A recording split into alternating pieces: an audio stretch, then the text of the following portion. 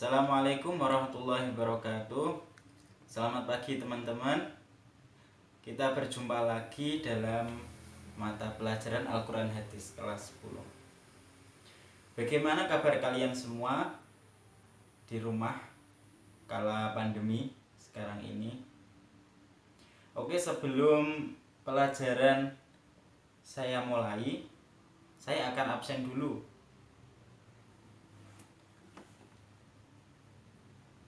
Ahmad Muzaki Hadir, Pak. hadir. Mukidi Hadir. hadir. Nur Aisyatun Hadir. kok cowok suaranya ya? Oh iya, Pak, lupa. Tadi habis operasi, Pak. Oh iya. Oke. Saya mulai pelajarannya. Untuk mata pelajaran kali ini, materi yang akan kita bahas adalah pokok-pokok kandungan Al-Quran. Dalam Al-Quran terdapat 6 kandungan. Ada yang mengatakan 7, ada yang mengatakan 6. Yang pertama adalah membahas masalah akidah. Kemudian muamalah dan ibadah. Jadi yang mengatakan 7 itu muamalah sendiri, ibadah sendiri. Kemudian yang ketiga adalah akhlak. Yang keempat yaitu hukum. Yang kelima sejarah. Dan yang keenam adalah sains dan teknologi. Kita masuk pada pembahasan yang pertama, yaitu akidah. Akidah berasal dari kata aqoda yaqidu aqidatan, yang berarti keyakinan atau kepercayaan. Akidah secara definisi yaitu suatu yang harus diyakini dalam hati, kemudian diucapkan dengan lisan dan dilakukan dengan amal perbuatan. Jadi ada 3 hal yang mendasari dari akidah tersebut. Yang pertama, kita harus yakin jika kita mempunyai satu Tuhan yang Maha Kuasa. Kemudian kita harus mengucapkan keyakinan tersebut dalam syahadat. Asyhadu an la ilaha illallah wa asyhadu anna Muhammadar Rasulullah. Kemudian yang terakhir, tidak hanya mengucapkan saja, tetapi kita juga melakukan. Dalam Islam ada perintah, ada larangan. Jadi kita harus melakukan apa yang diperintahkan, kemudian meninggalkan apa yang dilarang. Untuk yang kedua yaitu ibadah dan muamalah. Ibadah secara bahasa berarti menghambakan diri. Kemudian muamalah secara bahasa yaitu serawung, bersosialisasi. Jadi ada 2 tahapan dalam hidup seseorang, yaitu secara garis vertikal dan horizontal. Secara garis vertikal kita menghamba kepada Allah, itu yang dimaksud dengan ubudiyah. Kemudian secara horizontal kita berbaur dengan masyarakat sekitar, itu yang dimaksud dengan muamalah. Jadi di dalam Al-Quran juga terdapat hal-hal yang mengatur 2 hal tersebut. Kemudian yang ketiga adalah akhlak. Jadi dalam Quran itu juga diajarkan tentang akhlak. Bagaimana cara kita menghormati orang yang lebih tua. Bagaimana cara kita berjalan ketika ada orang yang duduk. Bagaimana cara kita makan. Bagaimana cara kita menyapa. Jadi dalam Al-Quran itu ada. Di dalam buku ini terdapat satu hadis. An Abi Hurairah qala Rasulullah sallallahu alaihi wasallam, innama bu'istu liutammima makarimal akhlak. Sesungguhnya aku Nabi Muhammad diutus untuk menyempurnakan akhlak manusia. Jadi pada zaman dahulu sebelum Nabi diutus, itu merupakan zaman-zaman jahiliyah, di mana tidak ada adab, tidak ada tata krama, tidak ada nilai moral. Semuanya berdasarkan dengan akal pikiran mereka dan nafsu. Jadi ketika Rasulullah diutus, dengan Al-Quran, Rasulullah membenahi hal-hal tersebut sehingga kita saat ini bisa tahu mana yang baik, mana yang buruk. Yang keempat adalah hukum. Hukum merupakan salah satu pokok dari Al-Quran. Di dalam Al-Quran dijelaskan misalnya, ya ayyuhalladzina amanu innamal khamru wal maisiru wal ansabu wal azlamu rijsum min amali syaitan fajtanibuhu la'allakum tuflihun. Wahai orang-orang beriman, sesungguhnya khamr, kemudian judi, mengundi nasib dengan anak panah, itu termasuk perbuatan yang keji, perbuatan yang tidak diperbolehkan dalam Islam. Kemudian ada hukum-hukum lain, misalnya tentang perkawinan, hukum waris, perjanjian, nanti bisa dicari sendiri. Kemudian yang kelima adalah sejarah. Yang paling banyak dalam Al-Quran itu cerita-cerita sejarah, bagaimana umat-umat terdahulu hidup, bagaimana interaksi mereka dengan nabi mereka, bagaimana mereka mendurhakai Allah Subhanahu wa ta'ala. Jadi kesemuanya itu untuk apa?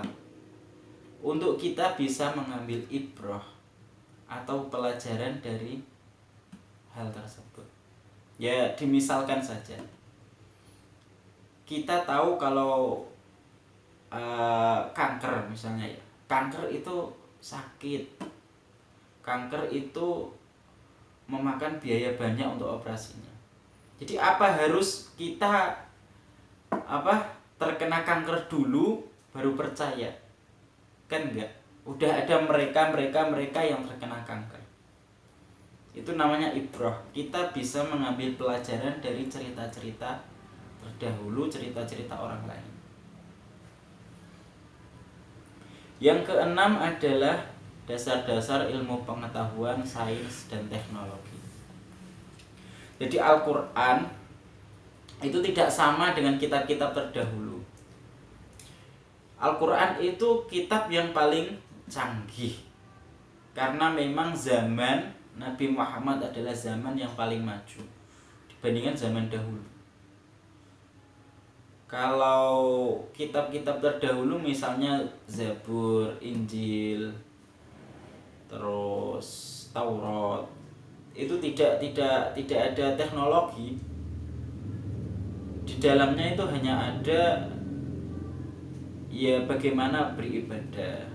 Ada larangan ini, larangan itu, dilarang mencuri, dilarang riba, dilarang makan bangkai gitu. Kalau di Al-Quran beda. Dalam Al-Quran saja wahyu pertama kali yang muncul itu adalah Iqra.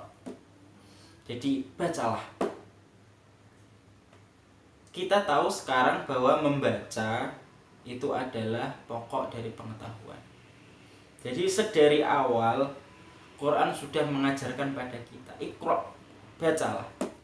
Kemudian setelah membaca, kalau kita hanya bisa membaca, ya udah baca aja. Baca terus sampai nanti kita hafal. Setelah kita hafal, nanti kita mempelajari tentang pemahaman Al-Quran. Kita baca terjemah, kita baca tafsirnya.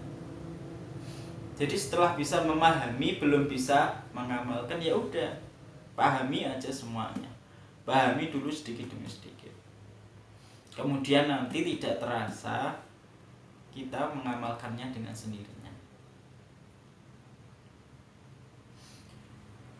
Ya gitu emang Quran. Quran itu mukjizat. Jadi dari mukjizat Nabi Muhammad yang paling agung adalah Al-Quran. Kenapa? Karena dalam Quran itu kompleks. Dari semua sisi ada. Ilmu pengetahuan ada, hukum ada, sejarah ada. Sejarah Fir'aun itu ditemukan di Al-Quran. Jadi ketika ada mumi ditemukan di bawah Laut Merah, itu para peneliti tidak tahu ini mumi siapa. Kemudian ada peneliti Muslim yang membacakan ayat tentang Fir'aun tadi. Jadi Fir'aun tenggelam. Ini namanya Fir'aun pada zaman Musa. Jadi ketika peneliti yang Islam tadi membacakan ayat tersebut, menjelaskan kepada kawan penelitinya, kemudian mereka tahu dari garam yang tersisa di telinga, di dalam telinga. Jadi mumi tersebut ada garamnya. Garam ketika udah masuk telinga kan berarti tenggelam. Jadi dari sanalah para peneliti tersebut tahu ini mumi Fir'aun. Fir'aun ketika zaman Moses, zaman Musa. Jadi kebenaran tersebut terungkap karena adanya pengetahuan dalam Al-Quran. Al-Quran itu unik.